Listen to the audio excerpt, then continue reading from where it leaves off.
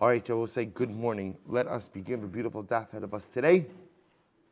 Today's daf is daf Pei 80, and we are picking up Emirat Hashem at the Mishnah on Ayin Tes Amud Beis. We'll begin by thanking our sponsors for this morning. Sure to thank our Talmud Torah sponsors, Yoel and Sarah Kelman, for dedicating all of the shiurim and drashos this month as a Hakar Satov to the Kehila. To thank our Daf Yomi sponsors, Dr. and Mrs. Gavant, for dedicating the shir this morning in memory of Dr. Gavant's father, Jack Milton Gavant, Yaakov Meir ben Moshe Leib, Zichron Livracha.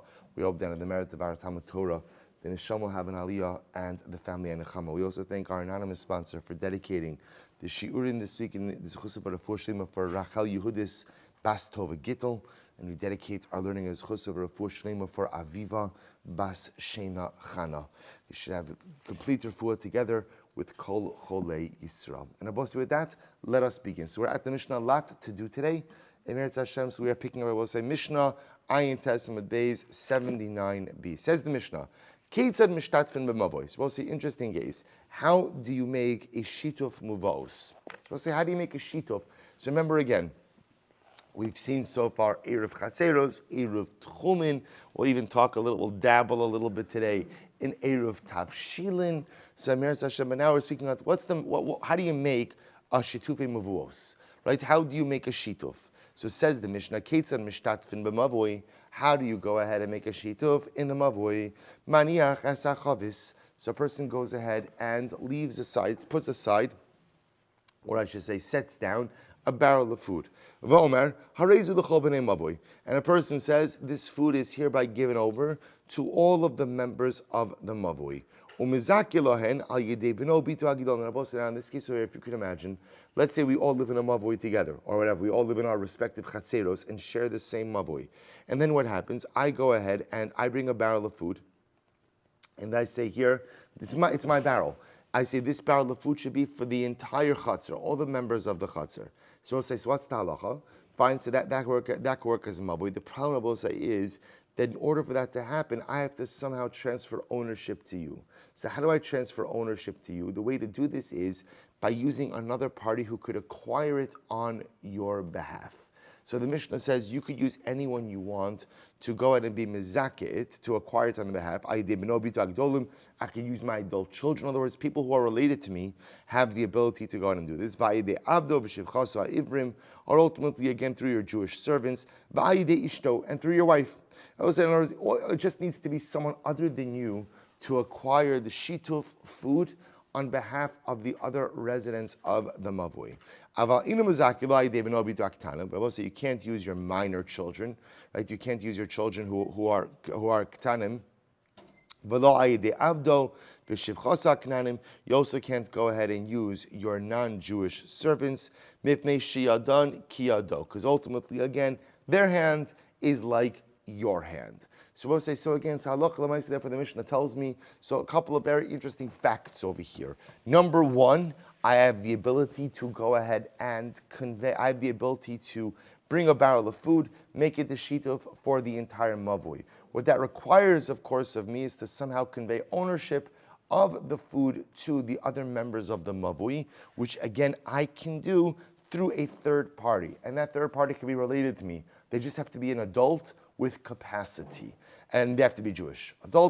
Jewish adult with capacity, and that works. Says the Gemara. Amar Yehuda, Chavishal Shtufim Mavos. So Rabbi Yehuda says it's true, but in order to acquire it on behalf of the other residents of the Chatzar, you have to go ahead and lift it up a tefach. Okay, so it's a general halacha in acquisitions. And I will say the logic behind it is as follows. Because if the barrel of food sits in my property, so it hasn't really been acquired on behalf of anyone else. In order for it to be acquired on behalf of another party, so ultimately, again, the acquiring party has to lift it up, at least the tefach from my rishos. Says the Gemara, Amar Rava, Hani Tarti Mili Sabdi Pumpadisa Minhu. So Rava comes along and he says, the elders of Pumpadisa, they said two things. What are the two things? Chadaha, one is what we just said, namely that halacha l'maisa, Yeah, if you're acquiring the barrel of food on behalf of the other members of the mavui, you have to lift up the food at least a tefach, the barrel is the tefach. Idach, the other halacha they said it's hamekadesh.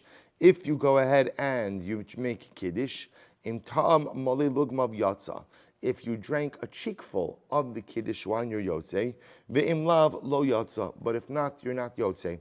Mose. Now that happens to be the halacha is codified in Shulchan Aruch, and this is actually very important that when making kiddush, it's not just enough to take a sip of the wine, but one has to drink a cheekful of the wine. The Shulchan Aruch defines this as a rov revius, the majority of a revius.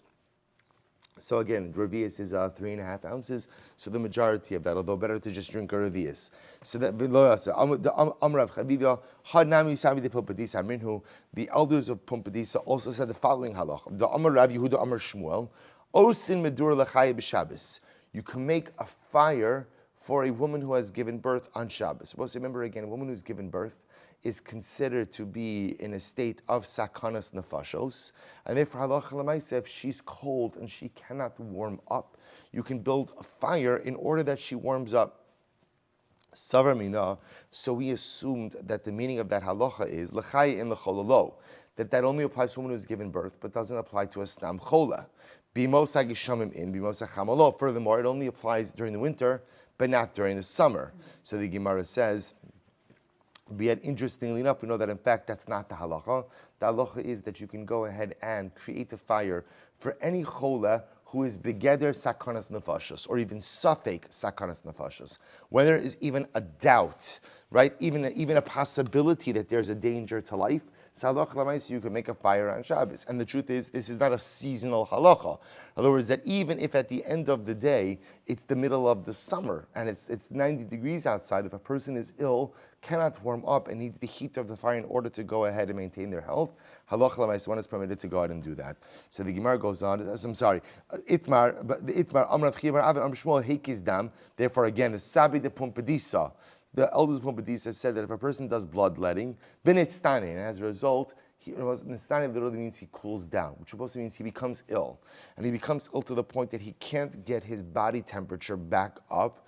O sinlo medura b'Shabbos, you can make from a bonfire on Shabbos, or whatever, a fire on Shabbos, va'afilu b'tkufas tammuz, even if it's the middle of the summer. So here you see that halacha l'maaseh, although the halacha itself was articulated, that you can make a fire for a woman who has given birth and cannot get her body temperature up, and it's in the winter, the concept applies that you can make a fire for a chola who is seriously ill, no matter what type of choli, even if it's from bloodletting, and no matter when this occurs. Amra Meimer, Hanami Sabi de Pumpadisa Amrinu. There's another halacha that the elders of Pumpadisa said. What is it? The Itmar. This is very interesting. Ezu Ashira Stam. Both say, in general, how do you know that halacha l'maaseh, certain tree is an ashera? In other words, let's say, obviously, I guess historically, they knew that certain trees were ashera trees. But let's say you don't know with absolute certainty that a tree is an ashera tree, but you have your suspicions. So how would you know if a tree is an ashera tree? Listen to this. So Amarav, kol shem misharse avodos galilim shomer. Well, in general, if you see a tree that the priests of Avodah Zarah are always watching over, that's a pretty good indication that it's an Asherah tree. Right, so if you see that the Avodah Zarah priests are always watching over it, it's probably an Asherah, top of pay. Ve'ein tomin peroseh. Furthermore, again, if you see a tree that ultimately, again, they don't eat their fruit, the Ovdei Avodah Zarah are makbid not to eat the fruit of the tree. That might also be demonstrative of the fact that it's an Asherah tree. Ushmuel says, Kigon da Amri, Hani Tamri the Shechra, the Bei Nitzrafi, the Shasule Biyom Chagam. Because it was Shmuel said, because what often happens when you have an Asherah tree that has dates, you'll often hear the Avodah Zarah priest saying, you know what, these are good dates to go ahead and send to Bei Nitzrafi, that was the house of Avodah Zarah, in order to go ahead and make beer for our holiday. Okay, so I'll say, so this was just Talmudic wisdom, that if you see a tree that the Ovdei Avodah Zarah are guarding and they don't eat the fruit, that's pretty indicative of the fact that this is probably an Asherah tree. But Amruli Sabi de Pumpadisa, and the elders of Pumpadisa said, Hilchasa kavase de Shmuel, that the halacha follows The halacha follows Shmuel. Good. So it says the Gemara. Now we're jumping back for just a moment. We're going back to the statement of Rav Yehuda. Rav Yehuda said that halacha l'maisa. Again, I must remember again, just for imagery purposes, we all use the same mavoi, right? We live in our respective chatzeros. We all live in this. We all utilize the same mavoi. I come along. I decide, you know what? I'm bringing the barrel of food. Right, the shitof is on me. Right, I bring the barrel of food. I want to be now. I have to be mezakit. I have to convey ownership to you. So again, the Mishnah said, no problem. Just use a third party to acquire it on behalf of the other residents of the mavui, and I could use anyone who is a Jewish adult with capacity. No problem. Rav Yehuda said that in order to do that, what has to happen? The adult with capacity has to what? Has to lift the chavis, literally the barrel, off the ground by a tapach. So says the Gemara Meisvei, is that true? Thank you. Keitzad mishtatvein b'mavui. I'll say, how do you make a shituf in the mavui? Meviim chavis shal yayin v'shal shemen v'shal tmar v'shal grogros v'shal shamine peros. Suppose say, what do? I bring a barrel. Of wine or of oil or of dates or of dried figs. The truth will say the food actually doesn't matter at all. Whatever it is. And if the food is mine, then I will say, I have to convey ownership to everyone. And I will say, remember again, there are two ways you can make a shituf. If it happens the barrel of food belongs to me, that's absolutely fine, very generous of me. I just have to go ahead and somehow convey ownership to you. But I will say, if what we did is we just collected, right? Everyone contributed, then what? Then then ultimately, again, Rashi says, im chafetzin bekach, shema makpidim be'eruvin. I will say, now what this means is as follows. What does it mean if the food belongs to all of us? Let's say we happen to all own a barrel of wine in partnership. We all own a barrel of wine. So we'll say, nothing to do with shitov. It was a business investment, right? We came across a very expensive, unique barrel of wine. We decided to all invest in the barrel of wine together. So all of us have a chelik in that. All of us have a chelik. So now we say, okay, great. Let's just use it for the shitov also. Well, you could do that, but halacha l'maisa, again, you have to inform or you have to ask the other residents. In other words, we'll say, I can't act unilaterally with partnership wine to convert that into a shituf. But if we all own wine jointly, and then I say, you know what? Instead of recollecting for a shituf muvos, let's just use that barrel. So Rashi, look at that Rashi once more. I have to ask all of you, does everyone want to use this barrel of wine for the shituf? I will say, now why? I'll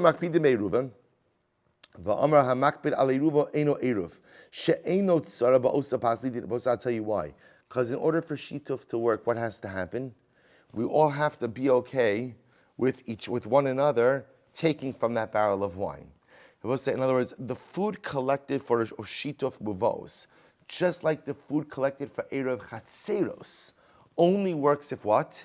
If everyone is allowed to partake of it. But we'll say, if we invested in a very, very, very expensive, unique stock of wine, what do they call it? Not unique stock, what do they call it? All right, when they do a production. Okay, a production, whatever. He was checking his email. Right? So a unique production, right? A unique production of wine, whatever it is. So we'll say, so now halacha l'maisa again. We're all, so it only works if halacha l'maisa, we're all okay with each other partaking of it. So therefore, again, if it's my barrel of food, I can do whatever I want. So if it's my barrel of food, I can convey ownership to each of you. But if we all own it jointly, then I must get the permission of everyone in the chaser in order to go ahead and use that barrel. So the Gemara says, "Umagbia min karka mashu." And I'm saying, here's the heart we're focusing on. And halacha l'maisa, again, the barrel. Let's say again, it's my barrel. I want to convey ownership to all of you. Then someone else, another Jewish adult with capacity, has to lift the barrel up off the ground at least a little bit. Now Rabbi said, now this seems to contradict Rabbi Yehuda, because Rabbi Yehuda said, how much do you have to lift up the barrel? How much? A tefach. Here the Bryce says mashu. Tushner says, no, it's not a contradiction. My mashu, what's a mashu? My mashu, now we declare tefach. A tefach. Okay, that's what we'll say. That's the mashu. Mashu means a tefach. Good. Itmar. So we'll say, so therefore again, and that indeed is halacha l'maisa. That's codified in the Shulchan Aruch. Namely again, that when you're going ahead, if I own the barrel and I want to convey ownership to all of you, Salacha Lamaisa, again, a third party, an adult, a Jewish adult with capacity, ultimately, again, has to lift it up on behalf of the other members of the Chatzar, but only needs to lift it up a tepach. Beautiful. Itmar, Shitufe Muvos. So we'll say now we're going to get into this a little bit. So we'll say we're going to talk about three different types of we'll call it Eruvin. So there's Shitufe Muvos, which we've spoken about. So Rav Amra Intrach Lezakos. So we'll say this is actually very interesting. So Rav says, in general, when you're using, if I'm using my food, and I want to go ahead and allow all of you to utilize my food to go ahead and make a shituf, I don't have to convey ownership to you. Shmuel said, yes, you do. Eruvei Tchumen, when it comes to Eruv Tchumen, Rav Amar Tzarech Lezakos, Rav says you have to convey ownership. Ushmuel Amar Ein Tzarech Lezakos, Shmuel says I don't have to convey ownership. So what's going on over here? So Bishlam Shmuel, so we'll say, according to Shmuel, it's very simple. According to Shmuel, we'll say this is not really a din in Svara, this is a din in Mishnayos. Hacha Tanan, v'hacha lo Tanan. We'll say it's very simple. According to Shmuel, the Mishnah says by Shituf Muvos that you have to convey ownership. The Mishnah does not say by Eruv Tchumen that I have to convey ownership. It just never says it. But I will say, just to be clear, what does it mean to convey ownership for Eruv Tchumen? So also what this could mean is if I'm making an Eruv Tchumen on behalf of someone else. Let's say you ask me, you're running late on Erev Shabbos. You ask me to extend your Tchum by making an Eruv Tchumen. I say, no problem. I realize I don't have any of your food, so I just take my own food and I make an Eruv for you. So in order for and we know that's not a problem. You can make an Eruv Tchumen on behalf of someone else. The shaila is, if I make an Eruv Tchumen on behalf of someone else and I use my food, do I have to convey ownership of my food to that other individual in order for the Eruv to work? So Shmuel says no. So interestingly enough, Shmuel says you have to convey ownership of food used for shituf, but you don't have to convey ownership of food used for Eruv Tchumen. To which the Gemara says, don't get caught up in the svara. Shmuel's just learning Mishnayos. The Mishnah by shituf says you have to convey ownership. The Mishnah by Eruv Tchumen didn't say you have to convey ownership. Therefore, Shmuel takes that to mean you don't have to. El Rav, my timer. But also according to Rav, Rav says just the opposite. Rav says by shituf you don't have to convey ownership. Yet by Eruv Tchumen you do have to convey ownership. So what's the pshat? El Rav, my timer. Tanoihi. Rav will say, listen, it's a machlokes tanoim. The Amar Rav Yehuda Amar Rav. Maisa bekalas Shravi Oshia Shahal Beis Hamerchatz b'chash chala. This is very interesting. One time, the daughter-in-law of Rav Oshia went to the bathhouse erev Shabbos. She must have lost track of time. And what happens? The merchatz, her intention was the bathhouse was outside of the tchum. So her intention was go to the bathhouse erev Shabbos. They get home before Shabbos. Somehow time got away from her. Shabbos started, and she was outside of the tchum.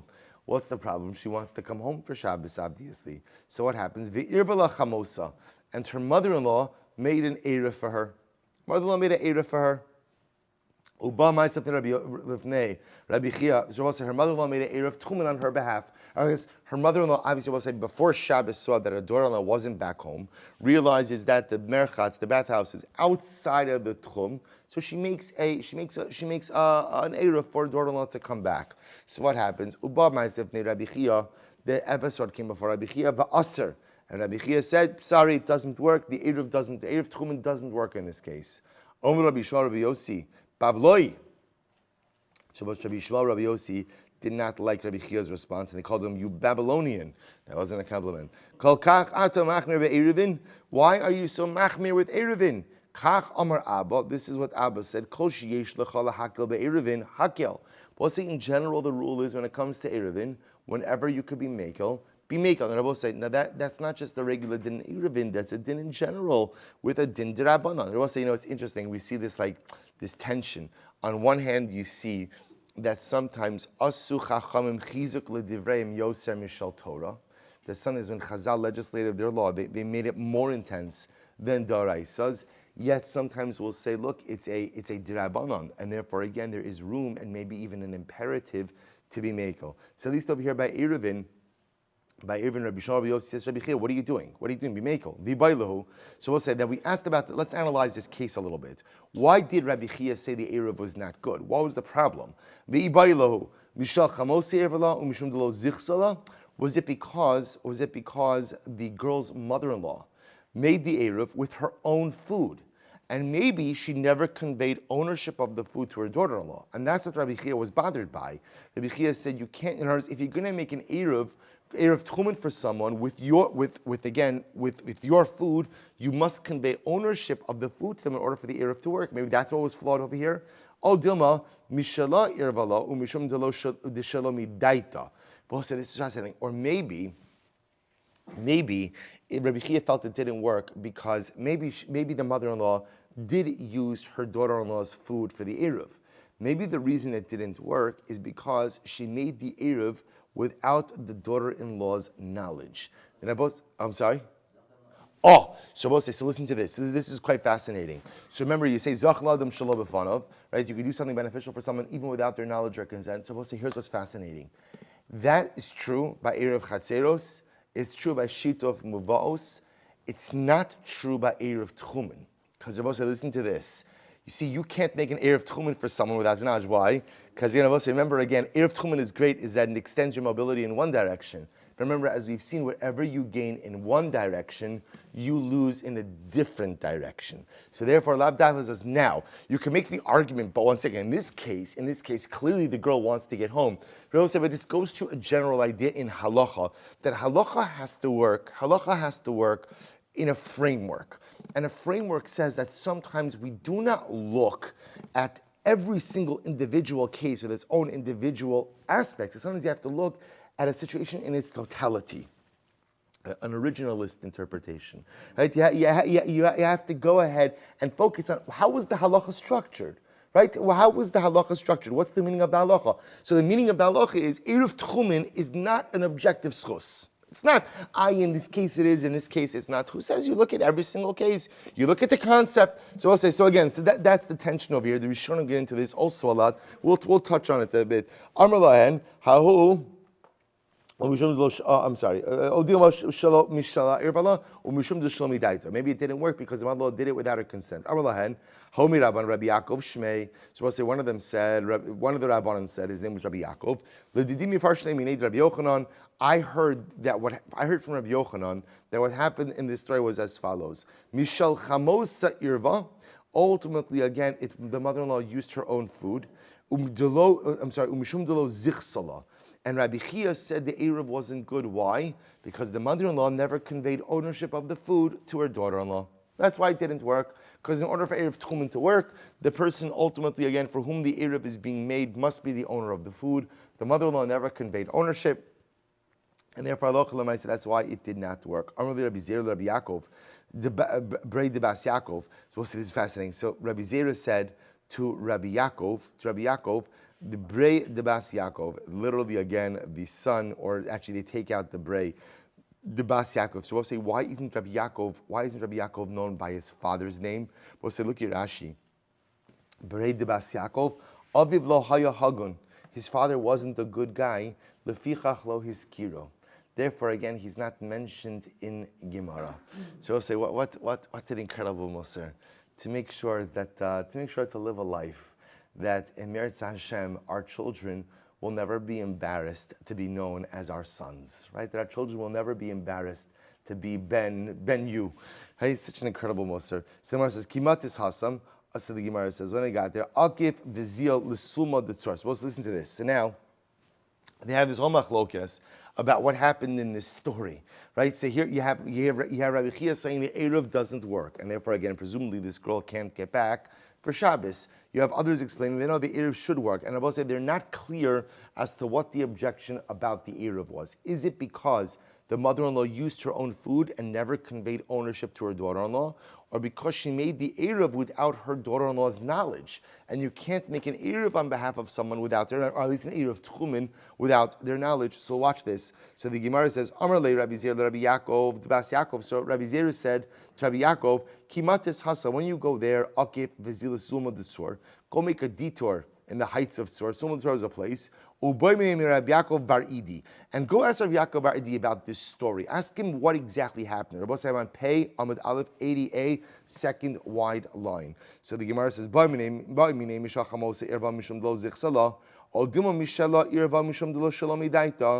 says what happens. Rabbi Yaakov comes and he goes ahead and he finds Rabbi Yaakov Bar Idi and he says, Rabbi, what happened in this story? Is it because the mother-in-law made the Eruv with her own food, never conveyed ownership to the daughter-in-law? Or is it because she never informed the daughter-in-law of her intentions?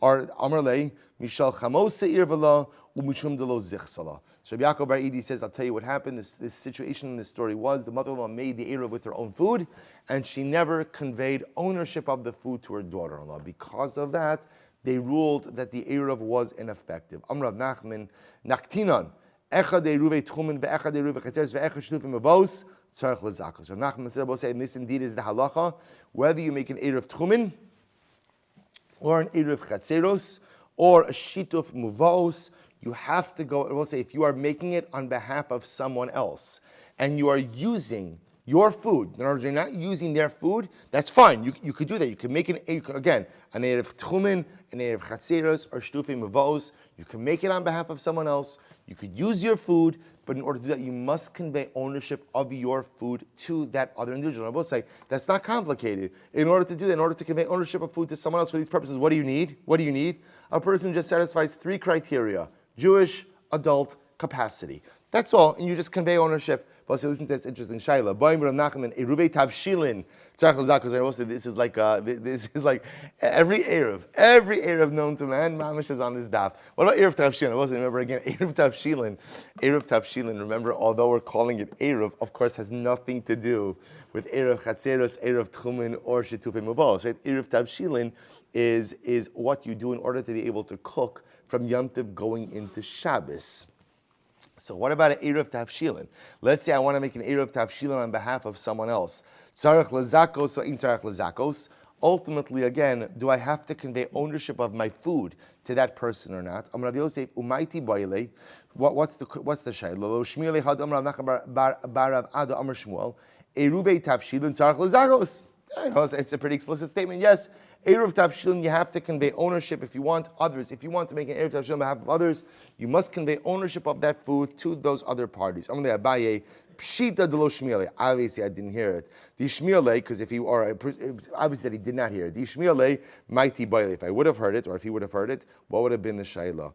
Amrle atu Eruvei Tchumen Milo Amar Shmuel in Tzarech L'Zakos. Yet again, Shmuel said explicitly that by Eruv Tchumen you don't have to convey ownership. Va'amar Iu Tzarech L'Zakos, and yet he said you do have to convey ownership. Hachi Hashta Bishlam Hasam Pligi Rav Shmuel. So we'll say in the case of Eruv Tchumen, there's machlokes Rav and Shmuel. The Kamash Malon Ki Chumrin Demar V'Ki Chumrin Demar Aval Hacha Isa de Shmiele Mikaman Depag. So we'll say there you could say by Eruv Tchumen there are different chumras, they both have a different cases. We're both saying in this case, doesn't need anybody who argues that by Eruv Tavshilin, in order to make it on behalf of someone else, you must convey ownership ultimately to them. We'll say, and that indeed is the halacha l'maisa. So in order to make Eruv Chatzeros, Eruv Tchumen, or Shituf Muvaos on behalf of someone else, you must convey ownership of the items to them. Now these are all cases we're presupposing that people know. In terms of making an Eruv on behalf of someone who doesn't know, again, we're going to leave that for now. But halacha l'maisa, if you're making an Eruv Chatzeros, Eruv Tchumen, or Shituf Muvos on behalf of someone else, you must convey ownership, assuming you're using your own food for their benefit, you must convey ownership of your food to those individuals. We'll say Eruv Tavshilin, this comes up, I'll tell you, when I make my Eruv Tavshilin, so I have in mind that it should cover all the members of the Kehillah. Because again, that's the halacha. The Rav of the Kehillah always makes an Eruv Tavshilin, covers it this way. If anyone else forgets, ultimately, again, they're covered by my Eruv. You could join our Eruv subscription plan if you'd like. For only two times Chaya Yom Tov will include you as well. So I'll say, so interestingly enough, the halacha is. So whenever I do this, I give over the Eruv to another party beside myself to give over the Eruv to someone else, or to acquire it on behalf of the members of the Kehillah. So there is actually a lot of interesting halachic literature about whether or not one could do it through one's wife. Because there's a concept, ishto kigufo, even though here, interestingly enough, by Shituf Muvaos, the Mishnah says clearly that you can convey ownership through your wife. Your wife could act as a third party. At least by Eruv Tavshilin, there's a whole discussion. Since Ishto Kigufa, husband and wife are one unit, ideally it's preferable not to use one's wife. But again, if you did, the wife could certainly act as a third party. So just know that is the halacha l'maaseh that we practice to this day. And the truth is, in general, when a community makes an Eruv Chatzeros, or a community goes ahead and makes an Eruv Tchuna, again, remember, I don't think any of us were consulted regarding Baltimore's Eruv. So halacha l'maaseh, again, yet it was clearly conveyed, a chelik in that was conveyed to each of us, and we've acquired it, and therefore, again, each of us own a piece of that. The Gemara tells a story. Hahu torzina dahava b'shvavusei Rabbi Zera. What's interesting is there was a torzina. What's a torzina? Rashi says, Nachri haya memuna al kli zayin hasuin l'shmiras ha'ir. So listen to this. Cities, I guess, I don't know if this was all cities or many cities, they had, like, I guess for lack of a better term, an armory. Right? The city had an armory. The residents of the city have to be able to protect themselves against external threats. So they would have an armory in the city, and this way, chas v'shalom, there was an attack. Everybody could grab a weapon. The guy in charge of the armory, he's the torzina. The torzina. So there was a torzina who lived in the neighborhood of Rabbi Zera. Amarle oger lan reshusei. So we'll see what happened. So the torzina lived in the same chutzner as Rabbi Zera. We'll say, going back to the beginning of the 6th parak, what happens if you live in a chutzner with a nachri? The only way to make an eruv is how? To lease his property rights. The torzina wasn't interested for whatever the reason. Also, let's listen to this. They said the torzina is being difficult, but his wife is a more agreeable person. Can we lease the property rights from his wife? That's interesting, right? So can we lease the wife is willing to lease it to us, so can we lease the property rights from the wife? So Rish Lakish said in the name of a great man, Rabbi Chanina, Boss says this is incredible. A man's wife could enter into an eruv even without his knowledge. Even without his knowledge. So I'll say, yes, the wife could enter into the eruv even, or in this case, the wife could lease the property rights even without her husband's knowledge. Now, both saying, now remember again, because you are dealing with Dinei D'Rabbanan, and especially again when it comes to the Nachri. Both remember again, let's go back to the beginning of the 6th parak. Why is it that you have to lease? Again, a Nachri has nothing to do with Erev Chatzeros. And therefore the presence of a Nachri should not in any way impact Erev Chatzeros. So why is it that I have to lease his property rights? Remember again, beginning 6th parak, why? What were Chazal trying to accomplish? To dissuade me from living with non-Jews. That was the whole point of this. So therefore, again, I will say halacha l'maisa. You could. Therefore, again, this is not a real estate transaction. That's why we paskin again. You could even go ahead and use what the Gemara called a weak lease, right? So again, therefore, even if he's not agreeable, if his wife is agreeable, that's enough. There was another, again, same Tarzina, the guy in charge of the armory, who lived in the neighborhood of Rabbi Yehuda bar Oshia. And they said to him, we want to lease your property because we want to make it Erev Chatzeros. So the Gemara said, lo ogre, he wouldn't do it. Can we go ahead and lease the property from his wife? It seems to be the same case. Lo hava biyadei. Rabbi Yehuda bar Oshia didn't know the answer. I was looking at Rab Masna, the man before Masna. Lo hav biyadei, he also didn't know the answer. I was looking at Rabbi Yehuda, they came before Rabbi Yehuda. Amar lehu hakim Shmuel, ishtal shel adam ma'arev shalom idaitu. Yes, a man's wife is permitted to enter into an erev arrangement even without his knowledge. Meisvei, the Gemara raises the kasha. Nashim she'erevu v'nishtatu shomidas ba'alehen. If women go ahead and participate in an erev without their husband's knowledge or consent, ein eruv an eruv ve'ein shituf an shituf. The eruv's not good, the shituf is not. What's going on over here? You just told me a second ago that a woman can enter into an eruv arrangement even without her husband's knowledge. Now you're telling me that she cannot. What's happening over here? Lokasha, this is very interesting. Hada asar, hada lo asar. Listen to the distinction.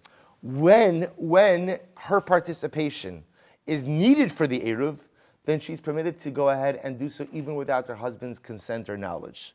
When her participation is not needed for the eruv, then halacha l'maaseh says she cannot participate without her husband's consent. We'll say is very logical. In other words, when we need her, we'll let her operate outside of the sphere of her husband.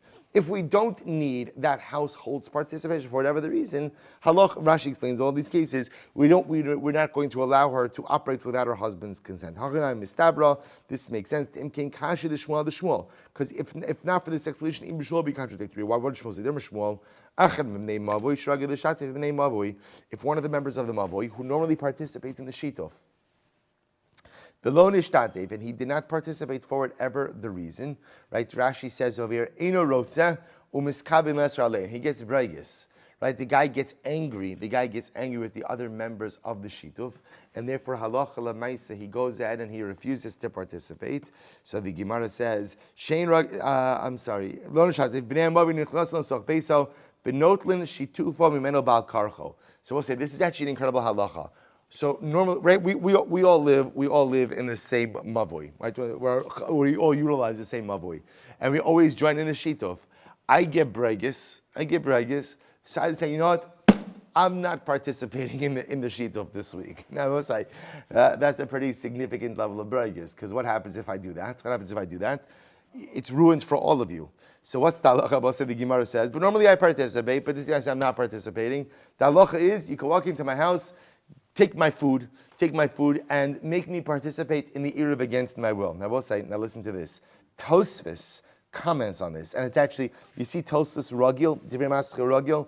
If you look in the first wide line, it's the bottom Tosfos. Look at the first wide line of Tosfos.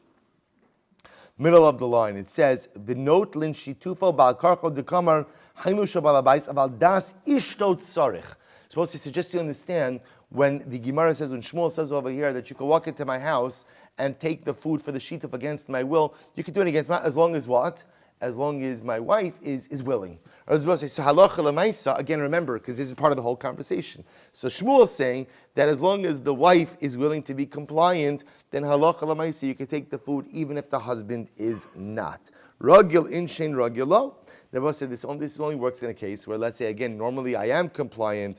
This week, again, I'm bregus. Shmamina. Everybody say, what do you see? Remember, you see from here that halacha l'maisa, you could go, if the wife is willing to participate in the Eruv, even if the husband is not, she could participate in the Eruv even without his knowledge.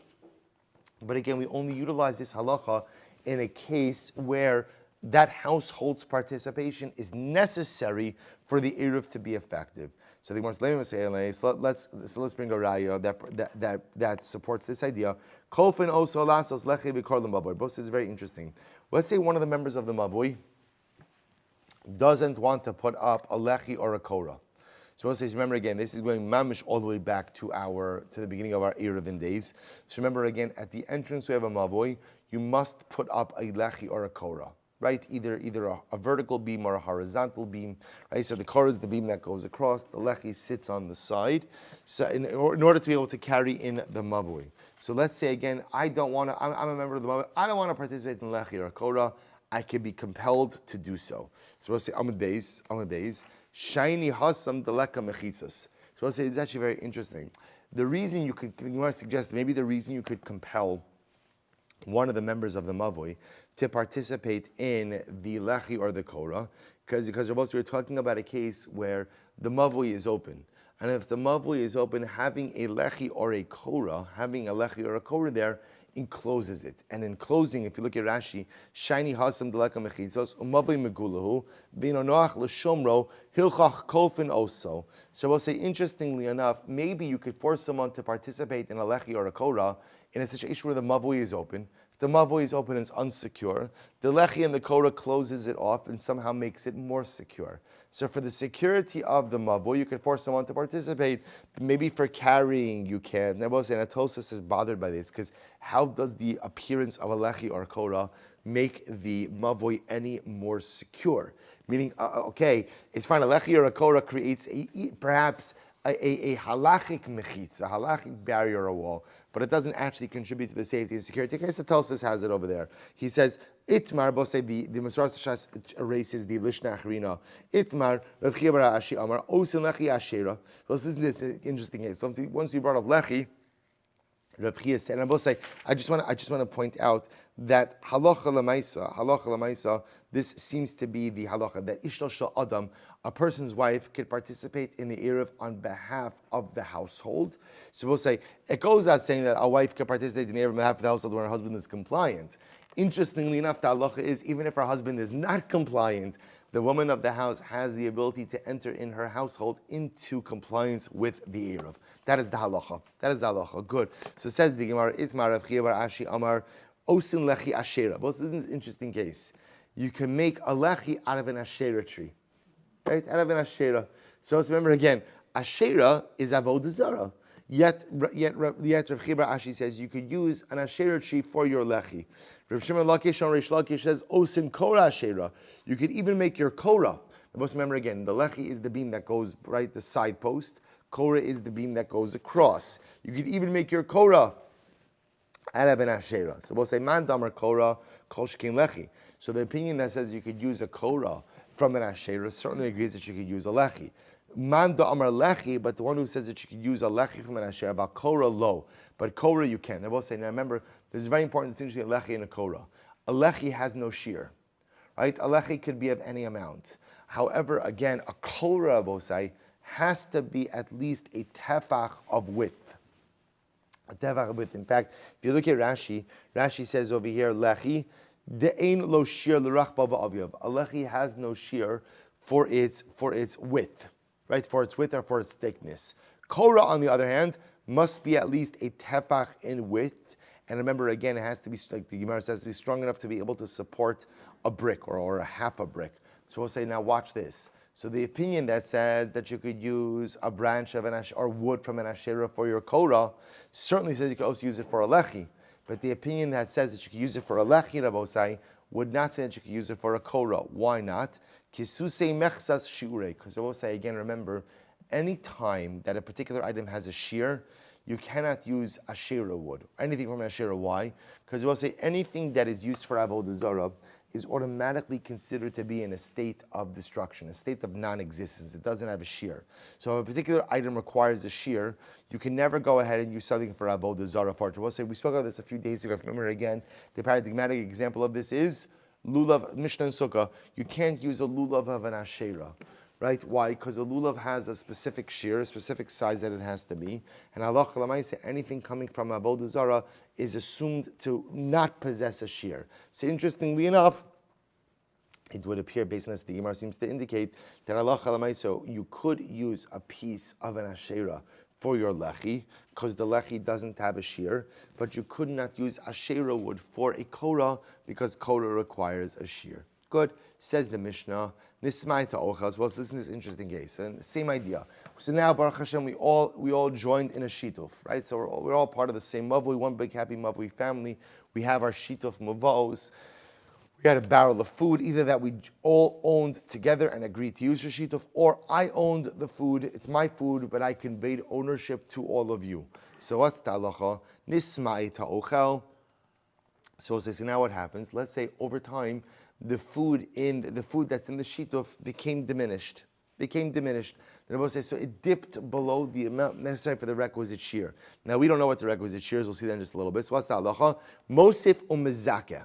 I could add food onto the shituf, and I could convey ownership of that food to everyone else in the mavui. Ve'in tzarich lodia. And I will say there is no need for me to share this information with everyone. So we'll say this is very interesting. So remember what's happening over here. We all joined in a shituf together already, right? That already happened. We're all part of the same shituf. I see now that the food diminished. So I want to add on more food. So that Mishnah says I can add on more food, convey ownership of that food to all of you, and there's no need for disclosure. Why is there no need for disclosure, Bosai? Why is there no need for disclosure? Because we already joined already. What am I disclosing? That I added on more food? Who cares? As long as I'm willing to do it, take care of it, convey ownership to you. So we'll say that we already agreed. And we'll say what happens if more people moved into the chatzar. Mosif umizakeh. Then we'll say again, I could add on more food for the new residents.